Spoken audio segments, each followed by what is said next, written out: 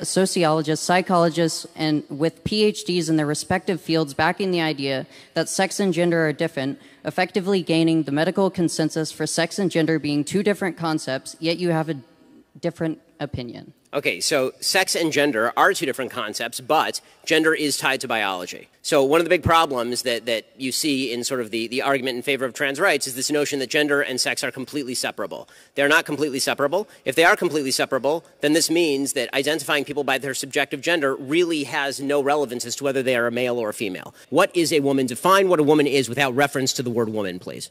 So this is actually a logical fallacy called a red herring. You're asking me a question in order to actually challenge my question without actually No, it isn't. I'm saying that it really is not. I'm saying that biology, I'm agreeing with you that the notion of gender, which is effeminateness or masculinity, can be different from biology in the sense that biology is just pure male or pure female. But to suggest that there is such a thing as an effeminate male is not to suggest that an effeminate male is now a woman. Right. So this dichotomy is a false dichotomy that isn't supported by any of the medical associations that I just named. Then let me explain. I will just say that anyone who suggests that gender has no reference whatsoever to biology, it's not connected in any way to biology, is just full of shit. Then you actually just disagree with medical consensus within the Western nation. Yes, I disagree with the false medical consensus driven by politically driven, quote-unquote, doctors. If any doctor denies to me that there is a dichotomy between male and female, a sexual dichotomy between male and female, they're ignorant and they are letting their politics get in the way of their science. Anybody who suggests to you that there is such a thing, for example, as a pregnant male is not a doctor, they are an activist. I'm very glad that none of these opinions are actually accepted in academia and haven't been for over 70 years. Sent this here on Twitter. Okay, so the notion that they haven't been accepted for over 70 years is a bizarre one, considering they were accepted until about 5 minutes ago. And the basic idea that male and female do not exist runs counter to all mammalian biology, all of it, not just human. To obscure that with all sorts of semantic word games about how you feel subjectively has no bearing on whether male and female are categories that exist. And if you're trying to define male and female with reference to any subjective category that cannot be identified by any metric whatsoever other than how you feel today, I challenge whether that is scientific or whether that is merely a self-perception that is being guided by a political agenda. Like, critical race theory is literally a footnote in my sociology class, and it's a framework if you want to take it in as a framework. Listen, I learned critical race theory when I was at Harvard Law School too, right? I mean, facts, whenever you talk about critical race theory, you say the right things, you know what you're talking about, but because you're a Republican, it's the talking point to go against. No,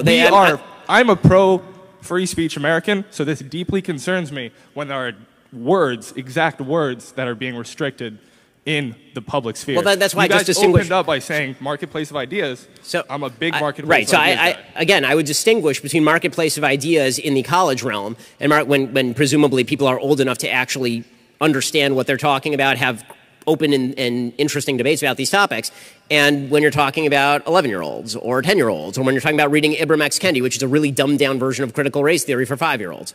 I do think that public schools, I'm not sure that public schools have an obligation to teach as practical critical race theory. Again, I think there are different ways that it's taught. So if we're talking about just in your sociology class, it's one of many theories about American history, and now we're going to talk about how it applies. I don't really have a problem with that being taught. If we're talking about critical race theory being taught as a framework to view America's institutions to the exclusion of other frameworks, I do have a problem with that.